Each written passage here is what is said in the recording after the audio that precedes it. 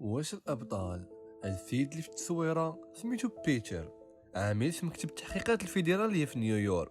كنعرفوا باللي كان مزروع في واحد العصابه بولنديه كتتاجر في المخدرات باش يلقى ادله عليهم ويسجن الشاف ديالهم اللي سميتو الجنرال.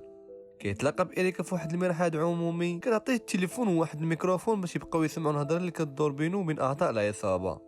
الى عاقوا به ولا خاصو مساعده يقول خاصني نخرج باش نكمل كارلو كاشاره باش تدخل إريكا والفريق ديالها. بيتر وستازيك ود الجنرال غيمشيو للمطار باش ياخذوا السلعه. كيوصل السيد كياخذوا من عنده ساك فيه المخدرات وكيوصلوه للوطيل. في الطريق كيبدلوا السلعه اللي كانت بسلعه اخرى. من بعد الراجل كيهبط بشنطه اخرى. إريكا كتكون كتشوف وكتسمع كل شيء. بيتر كيوصل هو وستازيك لواحد الكلوب ديالهم، كيتلاقى بواحد السيد اللي غيشري من عندهم المخدرات. قال لهم غنشري من عندكم السلعه كامله اللي هي 6 كيلو في المجموع. ستازيك استغرب قال لي واش عارفه السلعه شحال ساويه. بيتر لاحظ باللي خونا متوتر بزاف، كيقول لهم دابا عندي الفلوس غير ديال 3 كيلو، من بعد 2 سوايع نكمل لكم 3 كيلو الاخرى. ستازيك شك فيه وتقلق حيت الشخص باينه فيه عادي ومدمن المخدرات، صعيب يكون عنده هاد الفلوس كامله. ستازيك كيبدا يدوي في التليفون. بيتر ريح ودوا معاه، قال لي صافي راه عقنا بيك، انت غير بوليسي متخفي. دار في راسو خونا ما فاهم والو، بدا كيتبوهل عليه وقال ليه لا انا راه كنتاجر في المخدرات. من خلال التصرفات ديالو بيتر تاكد باللي راه بصح بوليسي. قال ليه بشويه يمشي في حاله باش العصابه ما تردش ليه البال ويعتقوه قبل ما يقتلوه، ولكن خونا والو راسو قاصح. بيتر دفعو وقال ليه خرج خونا السلاح ديالو والباتش ديال البوليس ونيش على بيتر. قال لهم انا راه بوليسي استسلموا. قبل ما يكمل خونا هدرتو جا ستازيك وتيرا فيه وقتلو. بيتر تصدم وبدا كيخاصم على ستازيك، قال ليه بلي المديرات الشرطي غتجبد غصدا علينا. قال لهم بلي خاصني نكمل كارلو باش إريكا تدخل، ولكن إريكا ما دارت حتى رياكسيون حيت خافت يرجعوا ليها اللومه في المود ديال البوليسي. خرج بيتر للشارع. إريكا دازت من حداه بالطوموبيل دارت راسها كاع ما كتعرفو. كيرجع هو وستازيك باش يجمعوا جثته ويمسحوا كاع الادله. من بعد كيمشيو عند الجنرال باش يشوفوا شنو غيديروا في هذا المشكل. الجنرال كيدوي هو معصب، كيفهموا باللي البوليس اللي مات غيجبد النحل عليهم. وسول بيتر واش حس من الاول باللي خونا بوليسي ولا حتى وراهم الباتش ديال البوليس. قال لي كنت حاس به بوليسي من الاول ولكن ما بغيتش نزرب حتى نتاكد مزيان. قال لي ملي انت شكيتي فيه من الاول باللي بوليسي علاش ضربتيه وقلتي لي خرج وهو شاف وجهك والمخدرات اللي كانوا عندكم. بيتر تصدم، قال لي ما عرفتش شنو ندير ديك الساعه، خفت نقتلو ونجبد المشاكل علينا. صافي الجنرال اقتنع بهدرتو حيت بيتر خدام معاهم من شحال هذا وعمرهم شدوا عليه شي حاجه. وقال لي عندك مهمه جديده غير تكمل البيع ديال المخدرات ولكن في الحبس. هنا كنعرفوا باللي بيتر كان مشدود بتهمه التجاره في المخدرات وتحكم عليه ب20 عام، ولكن هو دوز غير 4 سنين وخرج حيتاش ما كانوش كاع الادله ضده، وكانت إريكا هي اللي خرجته باش يعاونهم يشدوا الجنرال. كيوافق بيتر على المهمه من بعد ما هدوا الجنرال بالحياه ديال مراته وبنته. قال لي من غادخل الحبس ديك الساعه غيكونوا بين عينيا وتحت ما يقرب ليهم. بيتر كيخرج من عند الجنرال وكيمشي هو ومراته وبنته للدار، وقال لي شنو طاري وانه خاص يدخل الحبس باش يكمل المهمه، وقال لي ترد البال لبنته. من غيخرج غيسافروا بجوج وغيبداو حياه جديده. في نفس الوقت ستازيك والرجال ديالو كيمشيو جهه البحر باش يلوحوا الجثه ديال البوليسي باش البوليس يعرفوا باللي مات. كيوصلوا صحاب الوقت كيبداو التحقيق ديالهم. كيوصل الضابط ادوارد وكيقول لهم بلي هذا واحد من الرجال اللي خدامين معايا وكان كيتعامل مع تجار المخدرات باش يجمع كاع الادله عليهم ويشدهم. الغد ليه كيمشي للبلاصه اللي مات فيها وكيلقى كاميرا المراقبه. ملي كيشوف التسجيلات كيلقى غير بيتر ملي خرج كيكمي كارو. كيقرر يبدا يقلب عليه ويعرف السبب اللي خلاه يقتل البوليسي. ديك الساعه بيتر كيتلاقى بإريكا وكيتفاجئ ملي كيشوف واحد الراجل معاها. كيسولها شكون هذا، كتقول ليه هذا ماكس هو الشيف ديالنا في الاف بي اي. كاع داك المهمات اللي كنتي كدير راه هو اللي كان كيعطينا التعليمات. عطاهم بيتر كاع الادله اللي عنده وقال لهم صافي انا غنحبس بسبب الموت ديال البوليسي. ماكس قال ليه باللي من الاول انت عارف الخطوره د هاد المهمه وقبلتي بها، حنا ماشي سوقنا في داك الشيء الاخر. إريكا قالت ليه خاصك تدخل الحبس وتكمل في الخطه، من تجمع كاع الادله غنخرجوك ونشدوا الجنرال. وقال ليها الا ما بغيتش. قال ليه ماكس ديك الساعه غتدخل الحبس بتهمه قتل شرطي وغنقولوا للسجناء باللي كنتي جاسوس في الاف بي اي، وديك الساعه حلها من وحلتيها. بيتر سجل كاع الهضره اللي دارت بيناتهم ووافق على المهمه ومشى حط التسجيلات في واحد الصندوق عنده في الدار. مشى بيتر عند مراته عاود ليها كلشي، جابت ليه طباصل من الكوزينه وبدا كيهرس فيهم. عيطات للبوليس باش تقدم شكايه ضده انه كيضربها وكيتعدى عليها وهي خايفه بزاف باش يديو للحبس. صافي كيعنقها وكيقول لها تهلاي في راسك وفي بنتنا، انت في امان دابا. كيجيو البوليس وكيشدوه. ادوارد تفاجئ من شافهم شدوه وزاد شك كتر. بيتر دخل الحبس برفقة واحد الحارس سميتو ليونارد،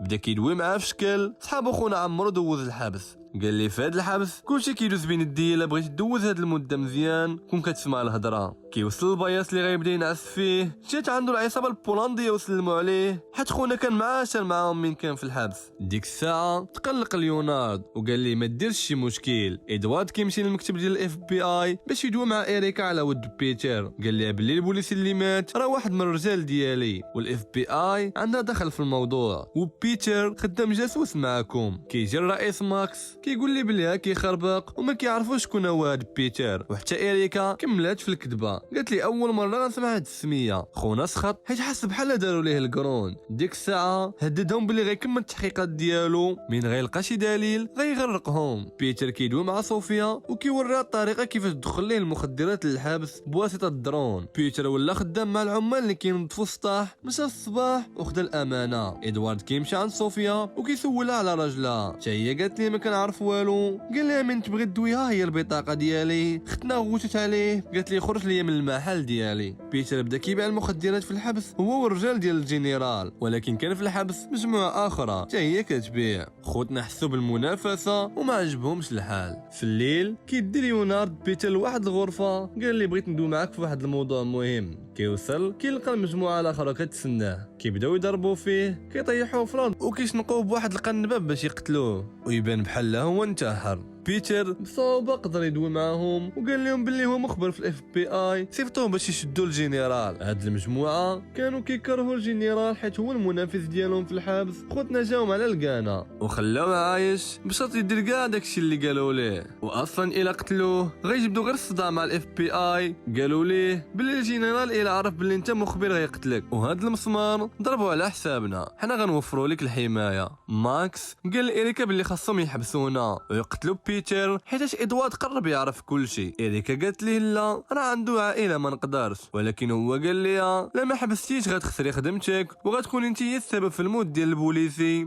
قالت ليه وانت؟ قال لي انا ما كنعرفش بيتر، الا شفتوني نقول لهم كنتي كديري هادشي بلا خباري وغير من راسك. واحد من الحبس كيجي عند بيتر وكيعطيه تليفون. ادوارد قال ليه انت راك في الحبس ما تقدرش تعرف شنو غيوقع غدا، غتكون في امان من غتقول لي التفاصيل ديال المود البوليسي. بيتر كيمشي في الليل للحمام، كيجي واحد السجين عنده. بيتر خاف ولكن السجين طمأنو وعطا ورقه فيها كاع الاسماء ديال الناس اللي خدامين مع الجنرال. في الصباح صونا بيتر لإريكا قال لها باللي كاع الادله اللي عندي خرجوني دابا، ولكن إريك ما ردت عليه بوالو. ديك الساعه فهم باللي داروها به. كيصوني لمراتو صوفيا كيقول لها نفذي الخطه اللي اتفقنا عليها، راه خوتنا ما طلعوش. إريكا كتمشي عند المحامي ديال الجنرال كتقول لي باللي بيتر مخبر في الاف بي اي. في البلاصه المحامي كيقول لها العصابه. كتمشي عند صوفيا وكتاخد كاع التسجيلات اللي عند بيتر ضدها. العصابه قررت باش تقتلو. بيتر دخل وهو خايف، بدا كيقلب على الحبيبه الطويله ديالو حتى كيهجم عليه واحد من العصابه. كيبداو يدابزوا هو وياه، دقه فيا دقه فيك حتى كيقتلو. بيتر كيجرو وسط الحبس باش البوليس اللي حاضر الكاميرا يشوفوه. بيتر كيتخبى ورا الباب، غير كيوصل ليونارد كيشدو كيضربو بموس لودنو وكيخليه كراهينه. غير كيجيو البوليس الاخرين كيقول لهم الا قربتو غنقتلو. ليونارد كيحسب الخطر وقال الرجال ديالو يبعدوا. قال لهم بيتر باللي بغيت ندوي مع الصحافه غير تحضر الصحافه غنطلق عليكم ليونارد. كياخذ منه السوات وكيطلعوا للغرفه ديال التهويه. في نفس الوقت كتوصل صوفيا للدار، كتلقى ستازيك وواحد الرجل اخر من العصابه كيدويو مع بنتها. كتاخذها وكتدخل للدار، كتعيط لإدوارد ولكن ستازيك هرس الباب ودخل. ما قدرش تدوي ولكن إدوارد سمع كل شيء. من بعد كيجي إدوارد كيلقى واحد من رجال العصابة وكيقتلو. كيطلع في الدروج، ستازيك سمع الصوت ديال القرطاس، شد البنت وتخبى تحت الناموسيه. كيبان لي ادوارد كيضربو في رجليه، بغى يرد عليه ولكن شافو شاد البنت. كيطيح ليه الفردي وكيهرب. كيبغي ستازي كيقتل ادوارد، كضربو صوفيا بسلاح وكيطيح وكيضربها حتى هي اللي يديها. ادوارد كينوض وكيقتلو. ماكس كتوصلو الخبار باللي بيتر بغا يدوي مع الصحافه، كيصيفط قناصين باش يقتلوه قبل ما يدوي. بيتر كيشوف كلشي من واحد الشرجم، كيبان بيتر القناص وهو شاد ليونار. من بعد كيبدل الحوايج هو وياه، كيبدا يفيق فيه. غير كيفيق ليونار كيشد بيتر وكينخنقو. بدا كيقرب بيتر الشرجم باش القناص يشوفهم. القناص كيتيري في ليونارد وكيقتلو، كيسحب ليه بيتر هذاك. من بعد بيتر كيطلق الغاز وكيتفرقع كلشي وكيتخبى هو تحت الحديد.